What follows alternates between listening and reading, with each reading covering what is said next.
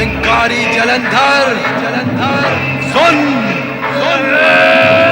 तेरा मृत्यु घंट बज रहा है। तेरे पाप का घड़ा भर चुका है। तेरा अंतकाल समीप है।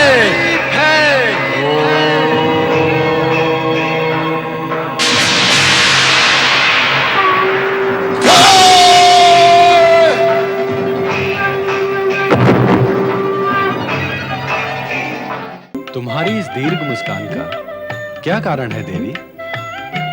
आज आपका ध्यान समाधि में नहीं है, इसलिए मेरा प्रसन्न होना स्वाभाविक है स्वामी। हमारी समाधि का तुम्हारी प्रसन्नता से क्या संबंध है देवी? स्वामी, आज आपकी समाधिस्थ न होने के कारण आपको अवकाश है, समय है, इसीलिए मैं आपसे कुछ अपने मन की बात कह सकूंगी। कहो, क्या कहना चाहती हो?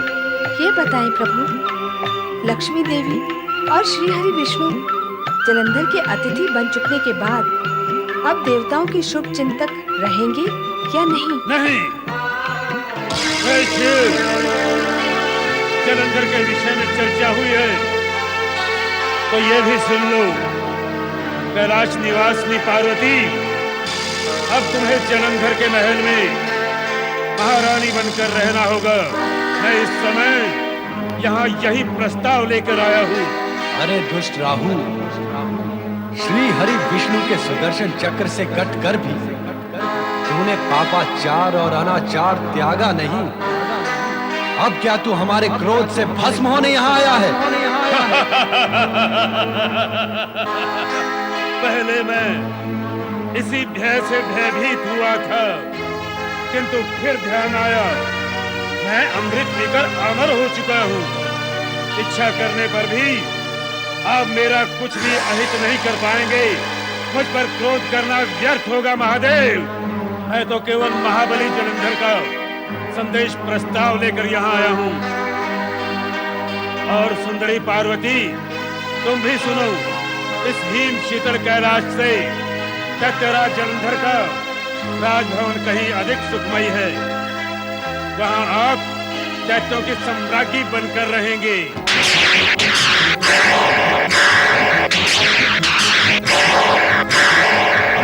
जलंधर का ये घृणित प्रस्ताव हमारे सामने रखकर तुमने हमारे क्रोध को जागृत कर दिया है राहु। अब जाकर दुष्ट जलंधर से कहना कि यह विचार त्याग दे, अन्यथा हमारे क्रोध का भाजन बनेगा, जिसका परिणाम महाभयंकर होगा, और वो होगा केवल जलंधर का अंत। ये तो समय बताएगा महादेव कि किसका अंत होगा।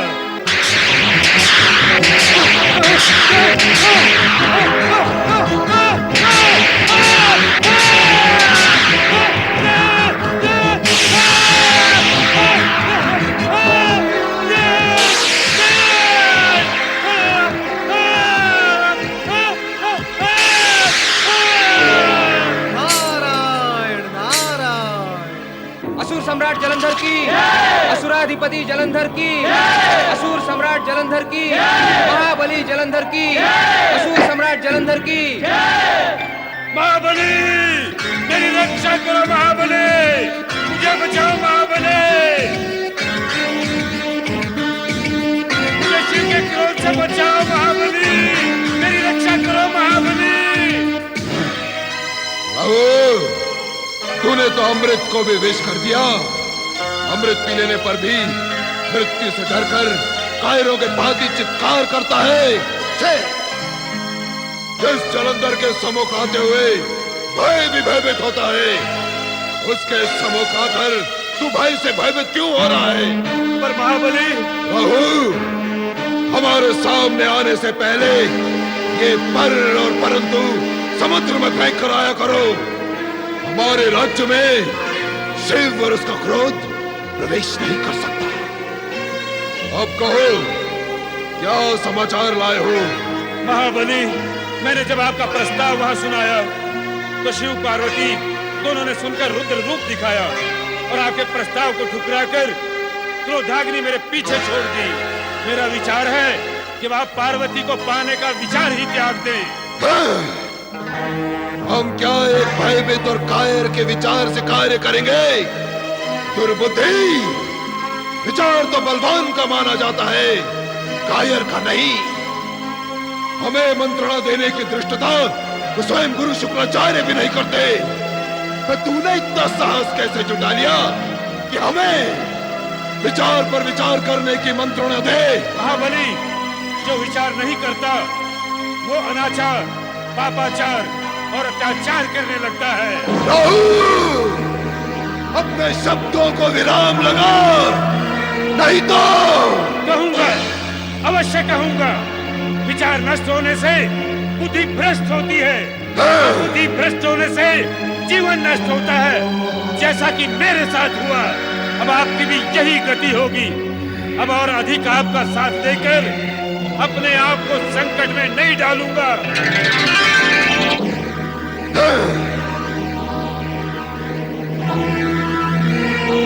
सेनापति, आप क्या करें महाबली? तुरंत कैलाश पर आक्रमण करने की तैयारी करो। जैसी आपकी आज्ञा महाबली। और गुरु शुक्राचार्य से जाकर कहो कि हमारे इस कैलाश विजय अभियान में तुरंत सम्मिलित हो। आपकी आज्ञा का पालन होगा महाबली। क्या गुरु शुक्राचार्य की मति इस सीमा तक भ्रष्ट हो गई है कि उन्होंने अपने जनक शिव पर आक्रमण करने के लिए जलंधर को परामर्श दे डाला?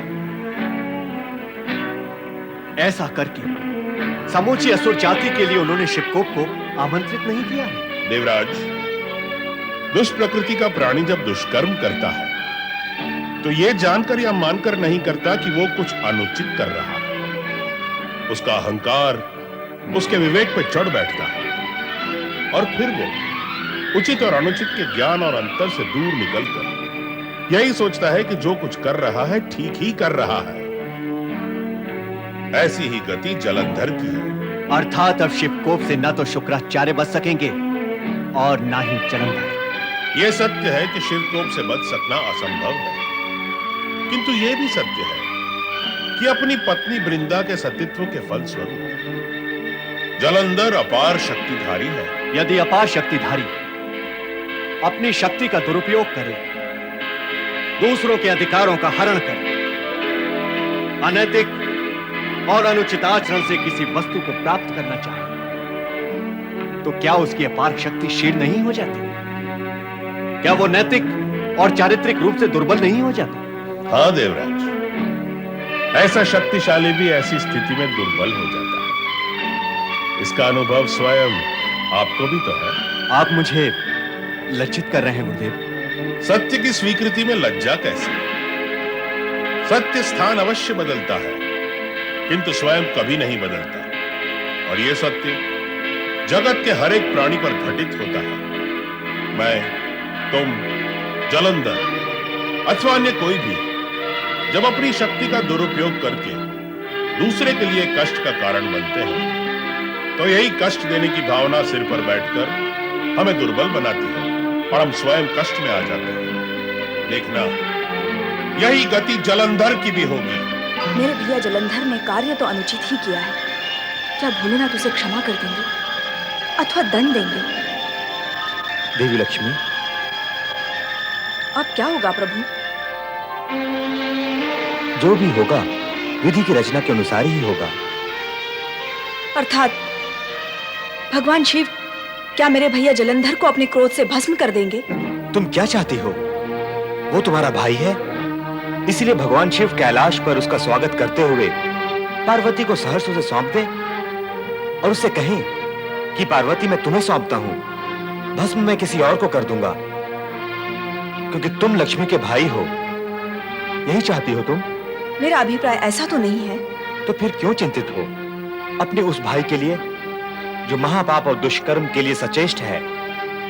क्यों डूबी हो शोक में अपने उस महापात की भाई के लिए जिसे न तो बहन बहनोई की लाज है और न ही महाशक्ति का मान सम्मान? धरती के प्राणी इसी कारणवश तो दुखी हैं। जगत में इसीलिए तो अशांति है मानव का चरित्र इसी कारण से ऊपर नहीं उठ पा रहा है। नैतिकता और मर्यादा इसीलिए तो सीमाएं लांघ चुकी हैं। किस लिए प्रभु, किस लिए? ये सब आप किस विषय में कह रहे हैं? स्पष्ट है कि तुम्हारे और जलंधर के विषय में कह रहा हूं। जब एक भाई किसी की पत्नी पर कुदृष्टि डालता है तो बहन को दुखी होने की क्या आवश्यकता है? उसे तो क्रोधित होना चाहिए।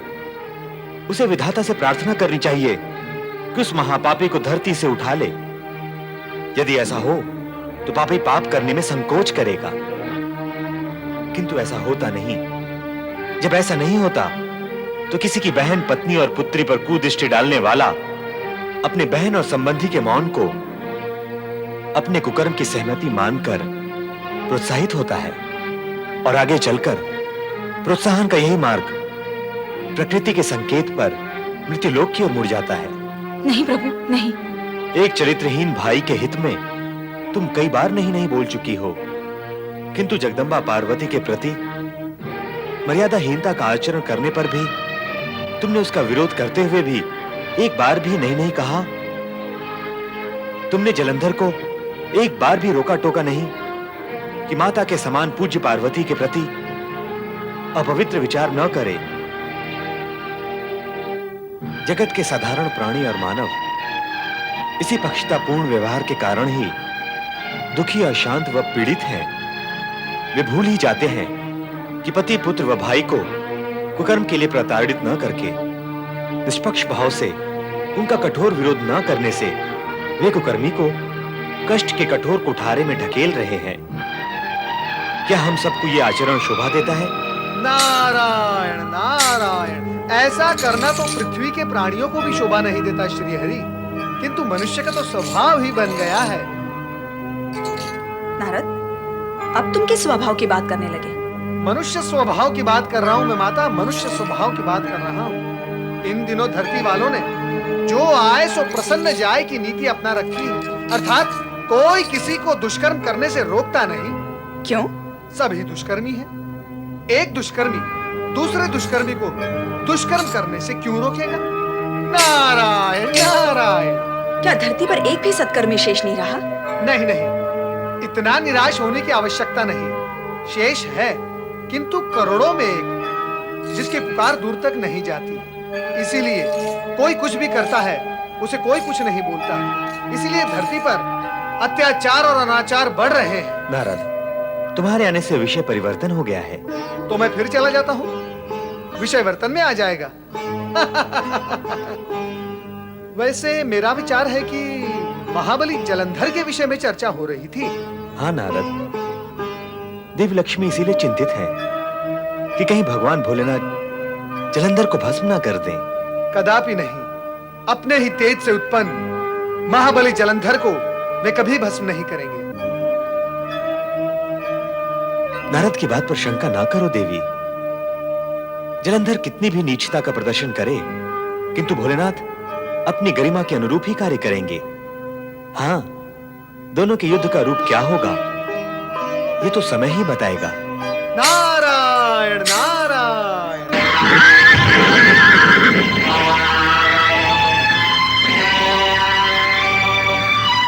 जलंधर की जय! जलंधर की जय!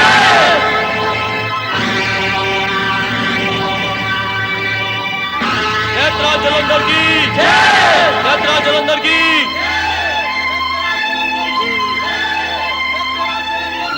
स्वामी, कैलाश पर पहुंचने से पूर्व ही इन्हें नष्ट कर दे। जलंधर को कैलाश तक पहुंचने दो। उसकी धृष्टता का दंड उसे अवश्य मिलेगा।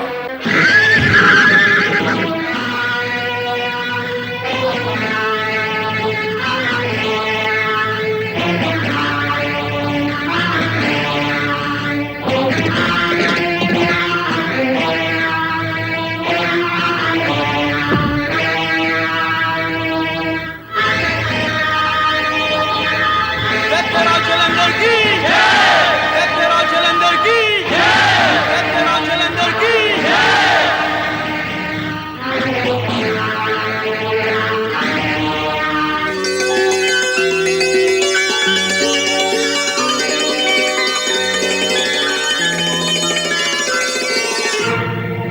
शिव, यदि युद्ध से बचना चाहता है तो पार्वती मुझे सौंप दे मुझे पार्वती।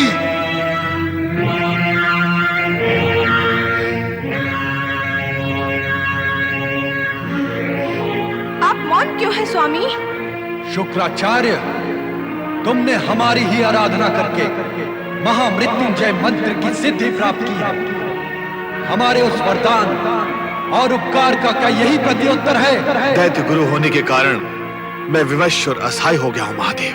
सावधान शुक्राचार्य, यदि तुमने इसी समय इस दुष्ट का साथ नहीं त्यागा तो मैं तुम्हारी सारी सिद्धियां इसी समय नष्ट कर दूंगी। ऐसा न करे माते, ऐसा न करे। अरे दैत्य के गुरु महाबली जलंधर तुम्हारे साथ है, फिर भी सूखे पत्ते की तरह कांप रहे हो तुम। गुरु का इस भांति भयभीत होकर अपने निर्भय शिष्य को अपमानित करना क्या शोभा देता है? नहीं नहीं, पर मैं केवल महादेव, आज तक कभी ऐसा नहीं हुआ कि आपने किसी को वरदान देकर वापस लिया हो। माता पार्वती भी मेरी सिद्धि को नष्ट नहीं कर सकती। महादेव, मैं दैत्य गुरु हूं, इसलिए जलंधर का साथ देना मेरा अभीष्ट है। हाँ गुरुदेव, अपने सीमा में आते ही तुम्हारे शरीर का कंपन थम गया है, शांति आ गई है तुम में। तुम भी कुछ कम शक्तिशाली नहीं हो जलंधर। आक्रमण करके अपनी मनोकामना पूर्ण करो।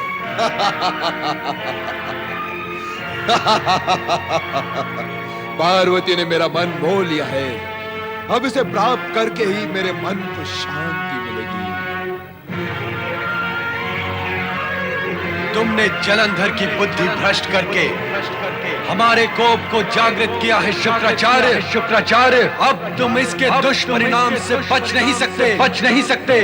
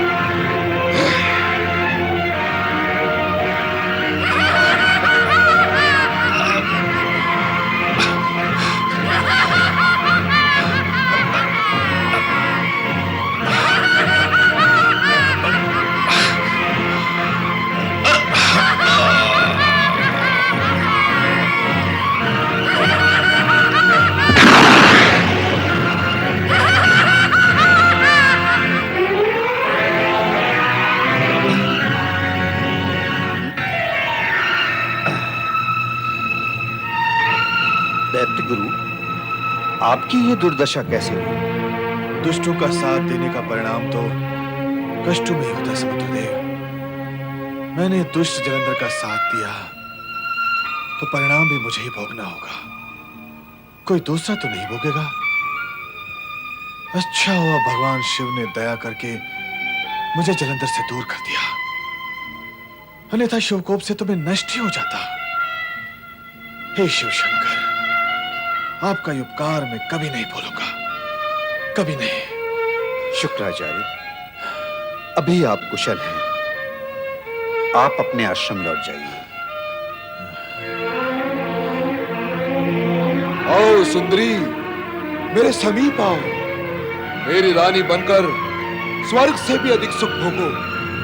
इस भवुद्धारी से भला तुम्हें वो सुख का प्राप्त होगा जो मैं तुम्हें दे सकता हूँ। आओ मेरे समीप आओ। सावधान जलंधर, वीरभद्र, वीरभद्र, वीरभद्र, वीरभद्र।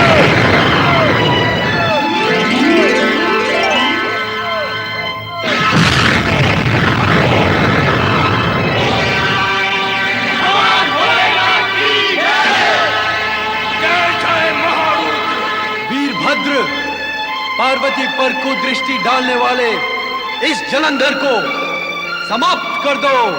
जो आज्ञा।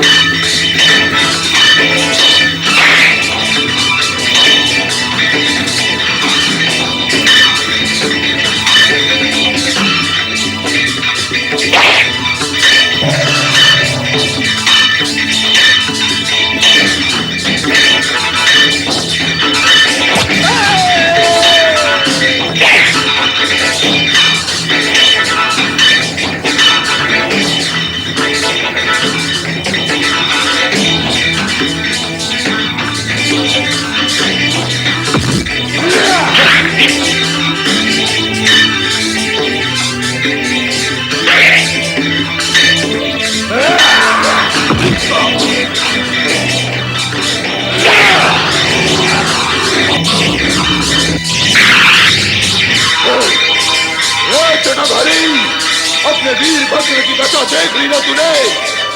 यदि तुझमें साहस है तो स्वयं आकर युद्ध कर मुझसे। आजा दुष्ट जलंधर!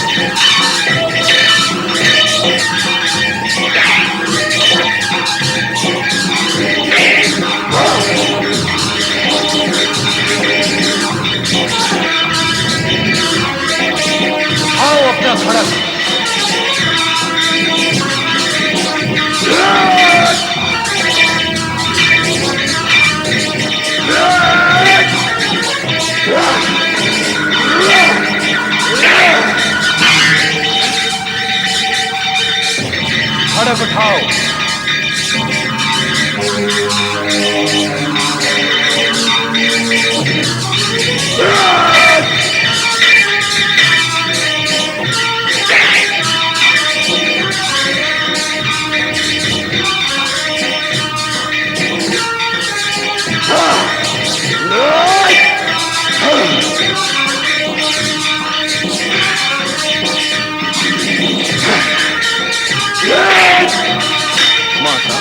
भगवान शिव और जलंधर का युद्ध और भी भयंकर हो गया है। न जाने क्या परिणाम होगा। परिणाम हमारे पक्ष में ही होगा नंदी। मेरे स्वामी इस दुष्ट को शीघ्र ही समाप्त कर देंगे।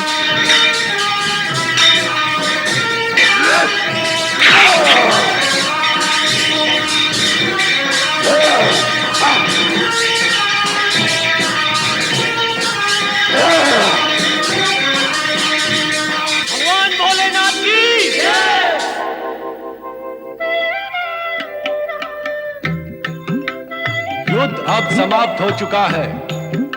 जलंधर भी भाग गया है।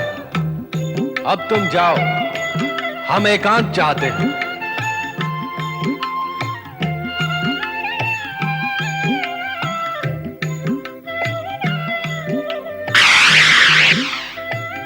स्वामी, क्या हुआ?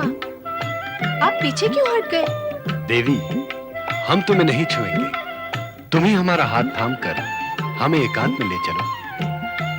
आज से पहले तो आपने ऐसा व्यवहार नहीं किया था स्वामी। आज आपको क्या हो गया है? कुछ भी तो नहीं। आओ, हमें अपने हृदय से लगा लो। आओ सुंदरी, आओ भी सुंदरी।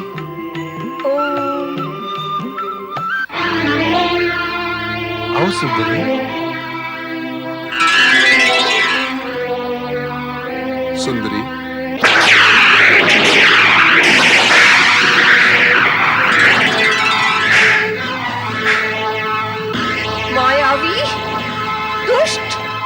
जलंधर, अब तेरे जीवन की श्वासें समाप्त हो चुकी हैं। तू अब जीवित नहीं रह सकेगा। श्रीहरि, ये कैसी शिवलीला आरंभ हो रही है?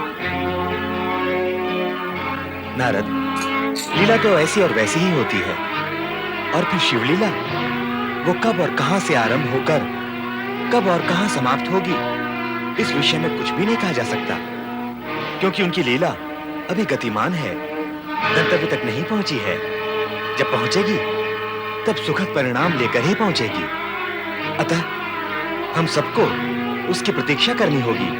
श्री हरि विष्णु, श्री हरि विष्णु, श्री हरि विष्णु।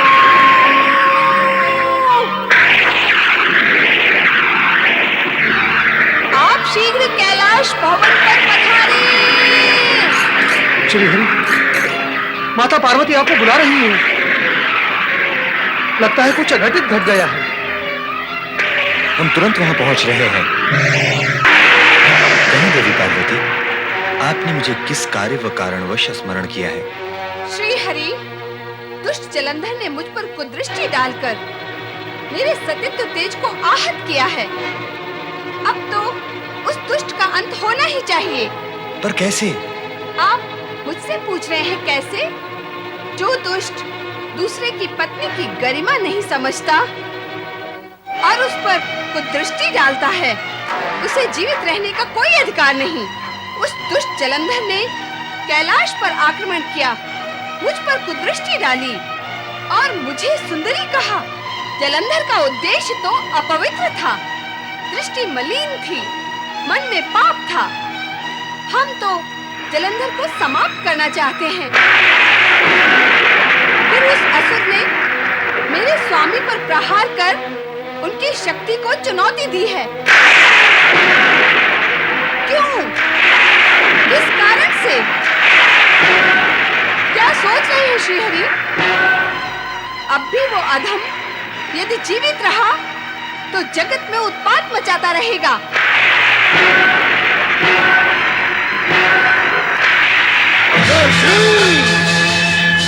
हे मायावी, छल किया है तूने हमसे। तू दंड पाने के योग्य है। सत्यराज महाबली जलंधर हूँ। मेरा जन्म ही युद्ध करने और देवताओं को परास्त करने के लिए हुआ है। ये संभाल मेरा भार।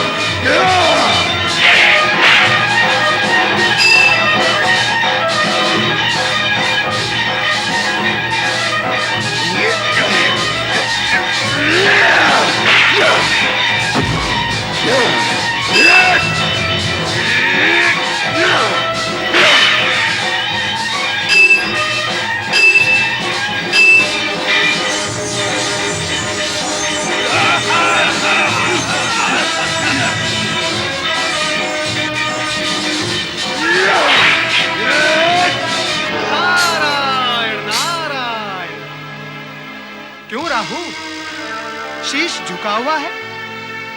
क्या लज्जित हो अपने दुष्कर्म से? लज्जित भी और दुखी भी। अरे ये तो शुभ लक्षण है। अहंकारी और दुष्कर्मी यदि अपने कर्मों पर लज्जित होने लगेंगे तो जगत में सर्वत्र शांति और सुख व्याप्त हो जाएगा। सत्कर्मों का ही बोलबाला होगा। नारद, तुम सदा जगत के सुख का राग ही क्यों लापते रहते हो? इसलिए कि ये सर्वश्रेष्ठ राग है। इसी राग से इस सृष्टि का निर्माण हुआ है और इसी राग से ये सृष्टि संचालित होती है। जिसने भी ये राग जान लिया उसके लिए फिर कुछ जानना शेष नहीं रह जाता। तुम भी आलापो इस राग को राहु, तुम्हारा भी कल्याण ही कल्याण होगा। अपने ही कहते रहोगे या मेरे भी सुनोगे? नारायण नारायण, आज तुम्हारे पास भी सुनाने के लिए कुछ है। उत्तम, अति उत्तम। सदा तो सुनते ही रहते हो, आज सुनाओगे? सुनाओ, शीघ्र सुनाओ। तुम मुझसे लज्जा का कारण पूछ रहे थे ना? हाँ हाँ, वैसे अहंकार और दुर्भावना का आभास होते ही लज्जा आती है, किंतु तुम्हारे साथ क्या कारण है? क्या दैत्यराज जलंधर ने तुम्हें प्रताड़ा है? नाम ना लो उस दुष्ट का।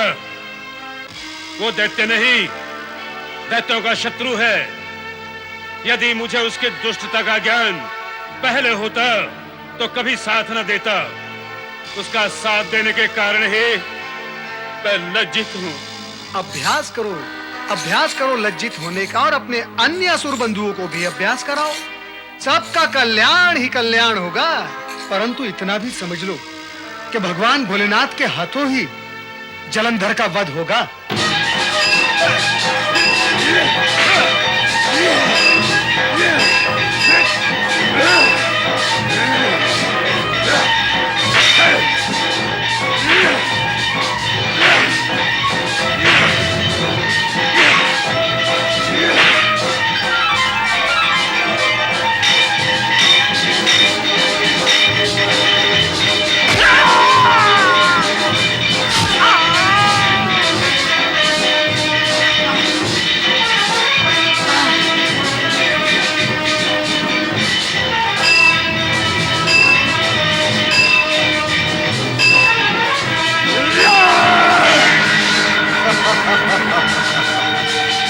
उठाओ अपनी गदा, उठाओ।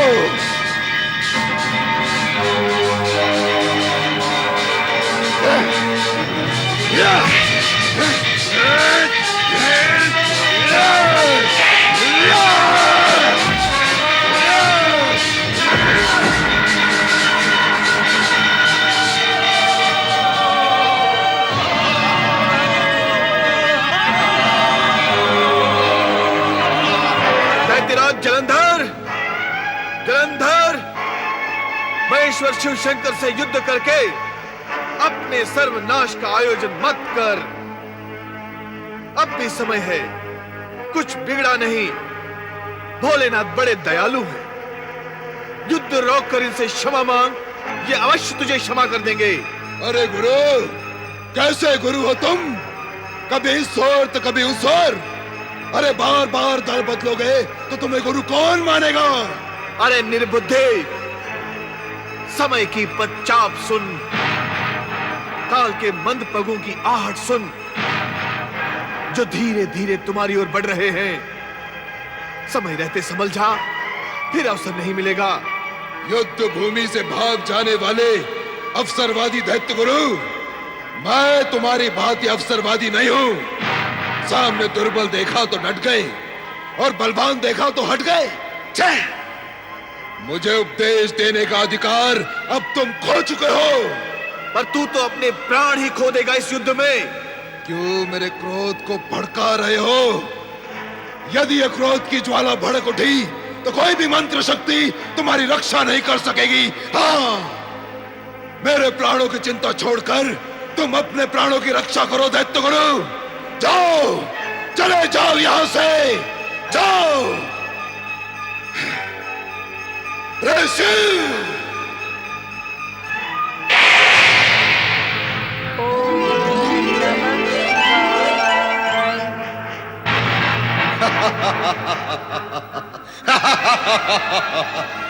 देखा दैत्य गुरु, तुम्हारे शिव का त्रिशूल भी मेरे प्रभाव से व्यर्थ हो गया। हाँ, तुम्हारी बुद्धि भ्रष्ट हो गई है जलंधर, इसलिए तुम नहीं समझ पाओगे कि त्रिशूल का इस भांति असफल होना शिव की लीला है। परम ज्ञानी ध्यानी नहीं समझ सके शिव की लीला को, तो तुम जैसा पापी क्या समझेगा? सत्य तो यह है कि काल तुम्हारे सिर पर मंडरा रहा है और अब तुम पर आकर बैठेगा अवश्य।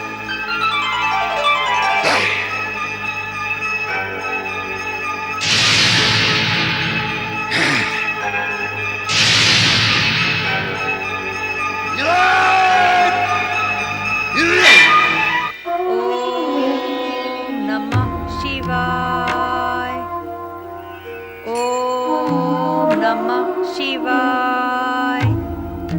ओम नमः शिवाय, ओम नमः। हे विधाता, ये कैसी विडंबना है कि पति शिव के साथ भीषण और निर्णायक युद्ध कर रहा है और पत्नी इधर उसी शिव की आराधना में लीन है। यदि वह अज्ञानी इधर आकर देख सकता तो उसे इस बात का ज्ञान हो जाता कि शिव का त्रिशूल उससे टकराकर असफल क्यों हो गया। वह अवश्य यह भी समझ जाता कि उसकी पत्नी वृंदा की शिव भक्ति और सतीत्व के कारण ही शिव उस पर पूर्ण प्रहार नहीं कर रहे हैं। वृंदा, वृंदा, नमः शिवाय। गुरुवर, प्रणाम गुरुवर। वृंदा, मैं तुम्हें अखंड सौभाग्यवती व दीर्घायु का आशीर्वाद देना चाहता हूं, किंतु मेरे और आपके आशीर्वाद के बीच ये किंतु कैसा गुरुवर? वृंदा, तुम्हारे पति जलंधर की बुद्धि भ्रष्ट हो चुकी है। वो तुम्हारा व अपना हित अहित न विचार कर शिव से युद्ध करके सर्वनाश की ओर बढ़ता जा रहा है। इसीलिए मैं भगवान शिव से प्रार्थना कर रही हूँ गुरुवर। वृंदा, तुम्हारी भक्ति, प्रार्थना और सतीत्व से जलंधर के पाप की मात्रा अधिक हो गई है, इसलिए तुम्हारा सद प्रयत्न भी व्यर्थ ही होगा। नहीं गुरुवर, मेरा प्रयत्न व्यर्थ न होने दे। जलंधर की दुष्टता, नीचता व मलिनता से तुम्हारे प्रयत्न और प्रार्थना की शक्ति क्षीण हो गई है। वृंदा, इस पर भी तुम्हें निराश होने की आवश्यकता नहीं है। तुम्हें अपने सतीत्व की रक्षा सावधानी से करनी होगी।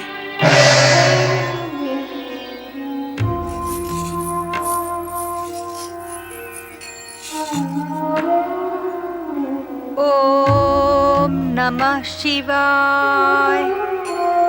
ओम नमः शिवाय। श्रीमन्नारायण नारायण नारायण। नारद, तुम इस समय यहाँ? परमपिता, मुझे कहाँ होना चाहिए था? अरे, ब्रह्म लीला, प्रभु लीला और शिव लीला का प्रचार प्रसार करते हो, और जब इस समय शिव लीला अपनी चरम सीमा पर है तो तुम्हें भी वहीं होना चाहिए था। वही लीला देखकर तो यहाँ आ रहा हूँ परमपिता, और यहाँ इसलिए आया हूँ कि आपसे ये जान सकूं कि शिव जलंधर युद्ध का अंतिम परिणाम क्या होगा। नारद, तुम अनेक बार ऐसी भूल कर चुके हो। भूल? कैसी भूल परमपिता? वही, ज्ञानी होकर भी अज्ञानियों की भांति सोचने और बोलने की भूल। ऐसा मैंने क्या कहा परमपिता? प्रश्न मुझसे क्यों? स्वयं से पूछो। पूछो अपने मन से कि यदि शेर और हिरण टकराएंगे तो धराशायी कौन होगा?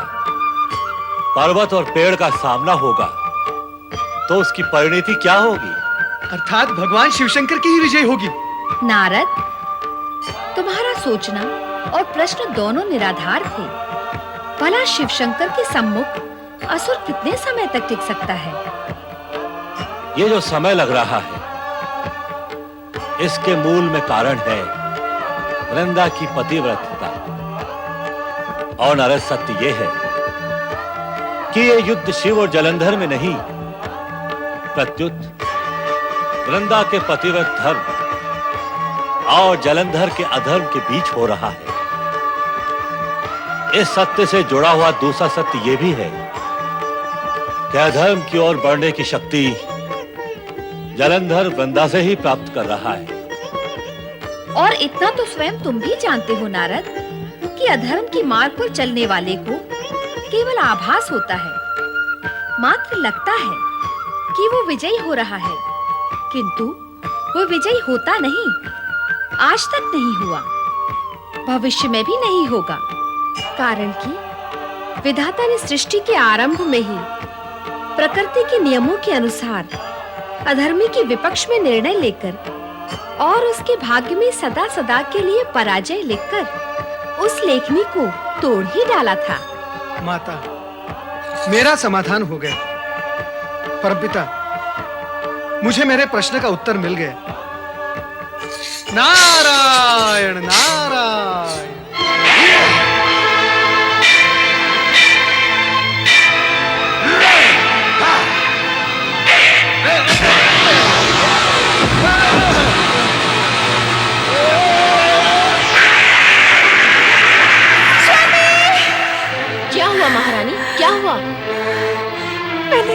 शुभ स्वप्न देखा है कि स्वामी युद्ध से लौट आए हैं? नहीं महारानी, युद्ध से कोई लौटा नहीं। महारानी जी, महारानी जी, महारानी जी, महारानी जी। सेनापति, सेनापति, ये क्या? स्थिति हमारे प्रतिकूल है महारानी जी।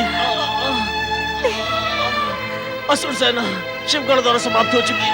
और स्वामी? उनका कुछ पता नहीं है। पता नहीं है? क्या क्या तुमने उन्हें शिव शंकर के साथ युद्ध करते हुए नहीं देखा? देखा था, किंतु युद्ध करते करते अचानक वे अदृश्य हो गए। हो सकता है शिव ने अपनी माया से उन्हें समाप्त कर दिया हो।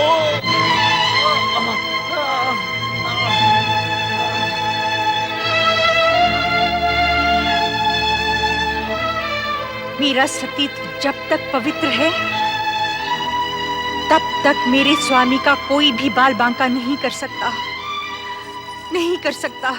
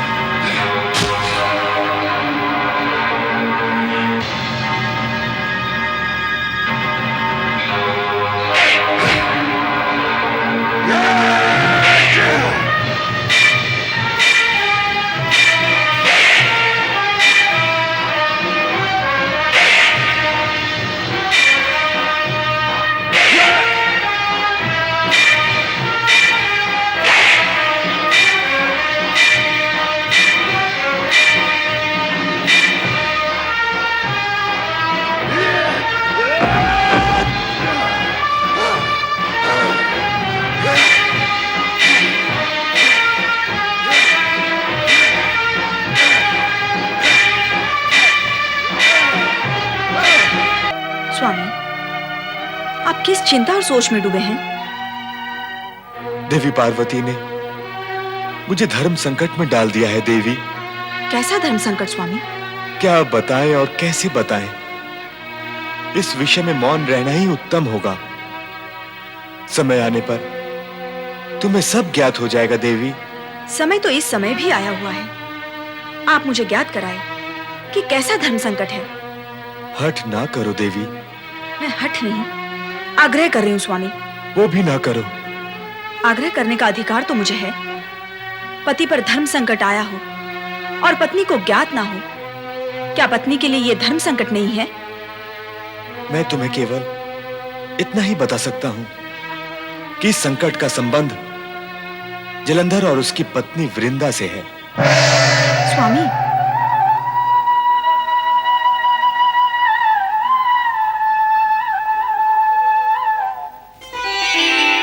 ओम हरि हराय नमः।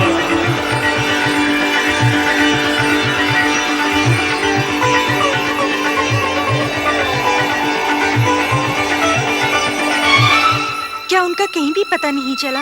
नहीं महारानी जी, हमने अपने सैनिकों को खोजा ताकि उनसे कुछ पूछा जा सके, किंतु एक भी ऐसा सैनिक हमें दिखाई नहीं दिया। हमने महाबली को खोजा किंतु उनका कहीं भी पता नहीं चला महारानी जी। महारानी जी, आपने जहाँ जहाँ बताया वहाँ वहाँ हमने महाबली की खोज की और वे वहाँ नहीं थे। वे नहीं थे तो उनकी कोई सूचना भी नहीं मिली, किंतु वे आपके समक्ष कहने योग्य नहीं है। सुनंदा, उन नागरिकों ने ये पूछने पर जो कहा वो आपके सुनने योग्य नहीं है महारानी जी। सुनंदा, जो कहने सुनने योग्य नहीं है और जो कुछ तुम सुनकर आई हो वही कहो, मैं सुनूंगी। वे यही कह रहे थे कि शिव शंकर के हाथों महाबली का वध हो चुका है। नहीं, ऐसा नहीं हो सकता। मेरे जीते जी ऐसा नहीं हो सकता, नहीं हो सकता। महारानी जी, नगर के उद्यान में एक महान चमत्कारी तपस्वी आए हैं जो त्रिकाल का ध्यान भी रखते हैं। उनके पास अपूर्व सिद्धि है। वो मृत शरीर में प्राण भी फूंक सकते हैं और हमारे महाराज कहाँ और किस स्थिति में है वो सब बता सकते हैं। तो मुझे इसी समय उनके पास ले चलो। हाँ हाँ चलो।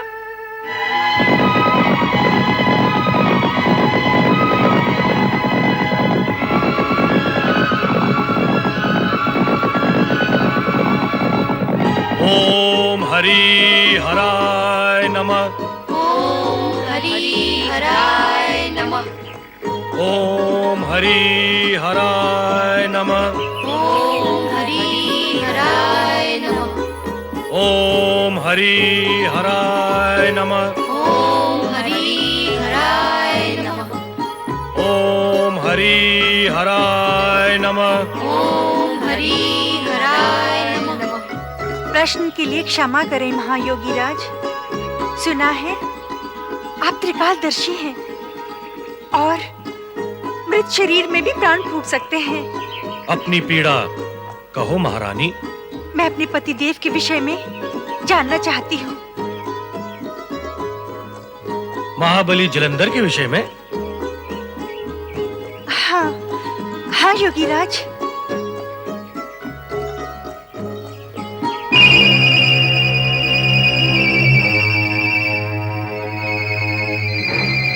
अमंगल दिखाई दे रहा है। अमंगल अर्थात महाबली जलंधर अब जीवित नहीं है। नहीं योगी राज, ऐसा न कहे। उनके प्रति मेरी भक्ति की शक्ति उनकी रक्षा कर रही है। तुम्हारी भक्ति के प्रभाव से हम अपरिचित नहीं है वृंदा।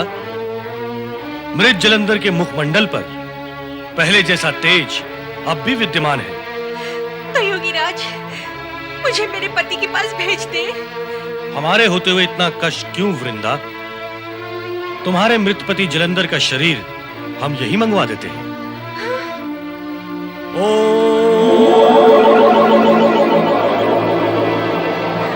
स्वामी, स्वामी, स्वामी, ये आपको क्या हो गया स्वामी? ये सब कैसे हो गया स्वामी? मेरे होते हुए आपको कुछ नहीं हो सकता स्वामी। आपको कुछ नहीं हो सकता स्वामी। जागे स्वामी, स्वामी, जागे स्वामी। वृंदा, प्रलाप करने की आवश्यकता नहीं है। हम तुम्हारे मृत पति को पुनर्जीवित कर देते हैं।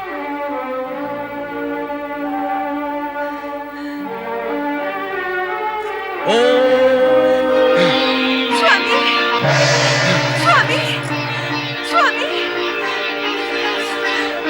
स्वामी, स्वामी।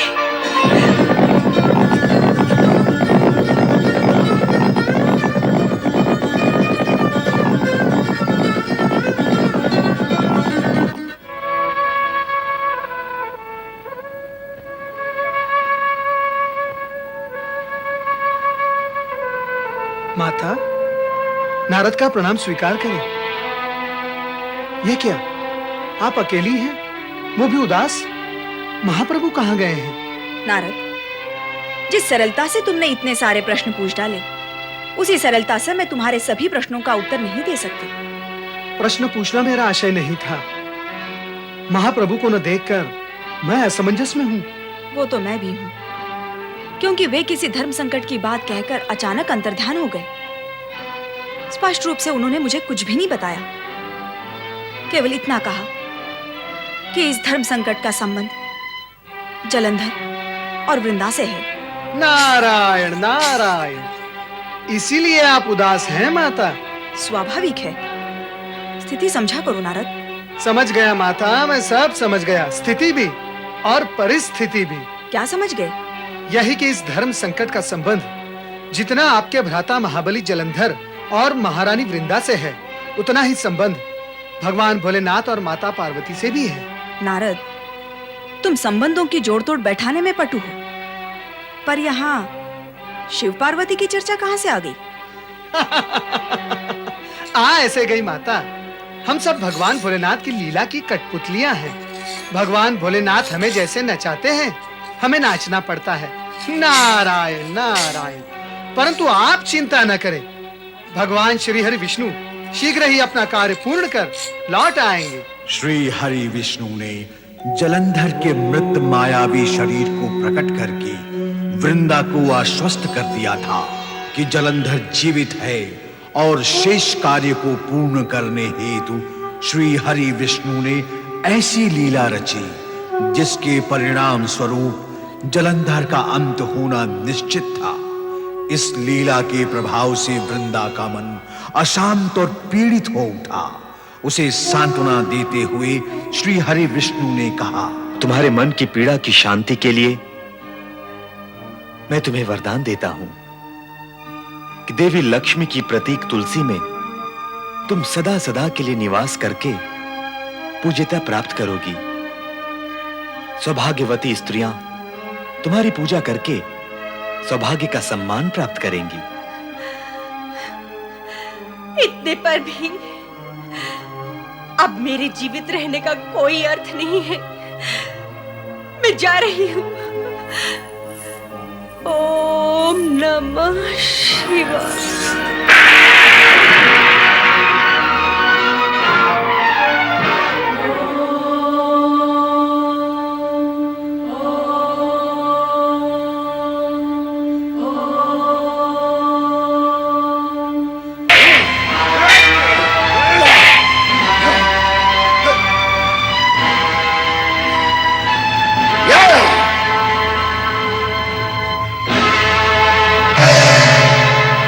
पार्वती को पाना ही मेरा एकमात्र लक्ष्य है।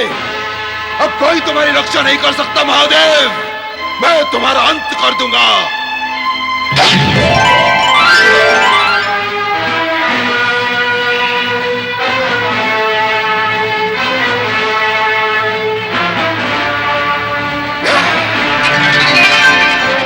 जलंधर, जलंधर,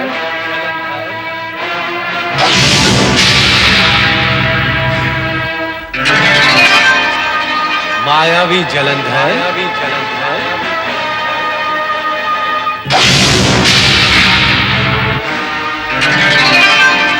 महाबली जलंधर, महाबली जलंधर,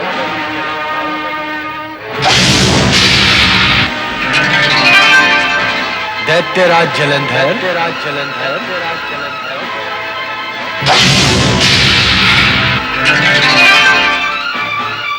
शक्तिशाली जलंधर, शक्तिशाली जलंधर,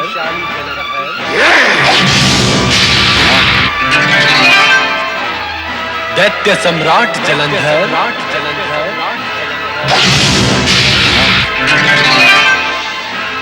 असुराधिपति जलंधर,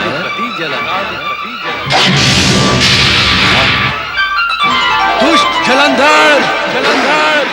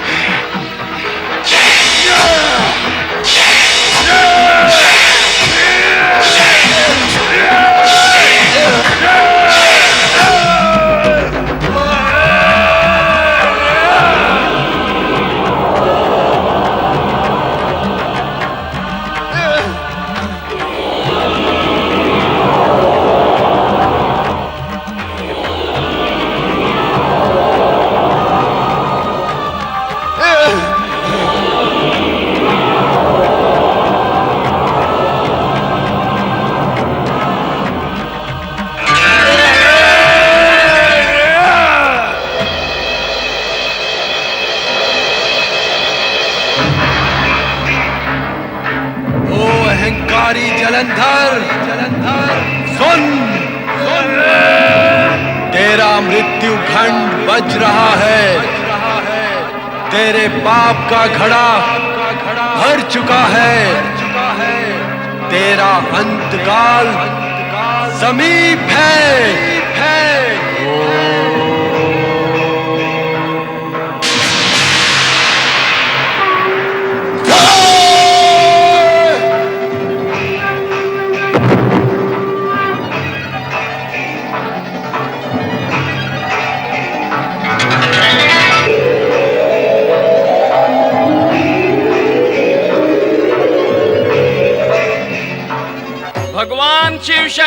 की जय, देवादिदेव भोलेनाथ की जय।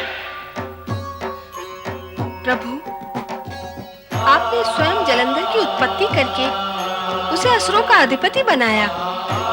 मेरे और वृंदा के लिए संकट उत्पन्न किया। श्री हरि विष्णु को संकट का सामना करना पड़ा। ऐसी शिव लीला का क्या प्रयोजन है प्रभु? ओम नमः शिवाय। माता पार्वती, शिव लीला अकारण कभी नहीं होती। मुझे तो लगता है कि नारद लीला का प्रयोजन भी अकारण नहीं होता। नारायण नारायण, मैं तो भगवान शिव का दास हूँ माता। मैं जो कुछ करता हूँ भगवान शिव के संकेत पर ही करता हूँ। और भगवान शिव के लिए लीला करना आवश्यक है क्योंकि वो उनका स्वभाव है। अब देवेश्वर अपना स्वभाव कैसे छोड़ सकते हैं माता? क्यों भगवान? नारद, इस जगत में सत्य और असत्य का संघर्ष नियति का धर्म है। और ये लीला रचने का कारण यही है कि जन साधारण इस सत्य को स्वीकार कर ले कि जिस तरह जलंधर महाशक्तिशाली होते हुए भी अहंकारवश पर नारी पर कुदृष्टि डालकर मृत्यु को प्राप्त हुआ, उसी प्रकार उसकी भी वही दशा हो सकती है।